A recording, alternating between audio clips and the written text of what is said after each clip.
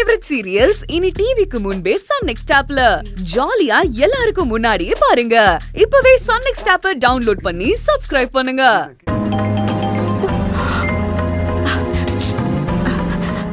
Hello sir, எங்க வீட்ல ஒரு சின்ன ப்ராப்ளம்.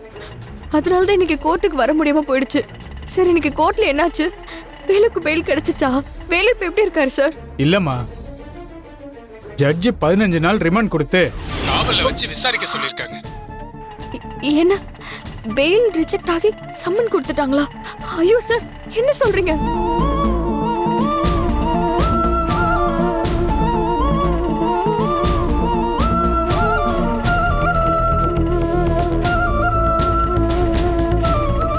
நீங்க ஒண்ணும் பயப்படாதீங்க.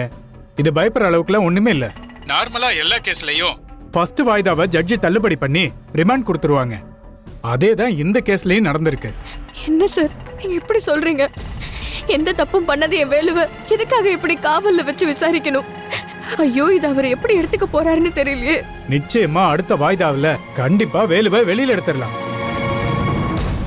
வேலு தம்பி தைரியமா தான் இருக்காரு. உங்களை தான் கவலைப்பட வேண்டாம்னு சொன்னாரு.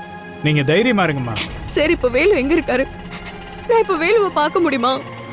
இல்லனா அவர்கிட்ட போன்லயாச்சும் பேச முடியுமா? இல்லம்மா, இப்ப உடனே முடியாது. இப்பதான் அவரை ஸ்டேஷனுக்கு கூட்டிட்டு போயிருக்காங்க. விசாரணை ஆரம்பிக்கிறப்போ நீங்க பார்க்க ஏற்பாடு பண்றேன். நீங்க கவலைப்படாதீங்க. அப்பா கிட்டயும் நானே விஷயத்த சொல்லிடுறேன். சரிங்க சார். சார் ப்ளீஸ், நீங்க வேலுவை பாக்குறதுக்கு ஏற்பாடு பண்ணுங்க. நான் வந்து உங்களை ஆபீஸ்ல பாக்குறேன். சரிங்கம்மா.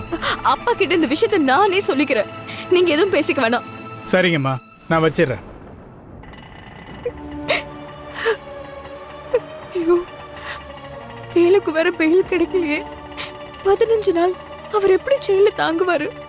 கடவுளே, எனக்கு என்ன சோதனை இது? எது எப்படியோ, ஆனா எல்லாத்தையும் நான் கடந்துதானே ஆகணும். முதல்ல வீட்டுக்கு போய் அங்க இருக்கிற பிரச்சனையை சரி பண்ணணும். அப்புறம் அப்பாவை கூட்டிட்டு போய் வேலுவை பாக்குறதுக்கான ஏற்பாடு பார்க்கணும். அண்ணே, கொஞ்சம் ஃபாஸ்டா போங்கண்ணே.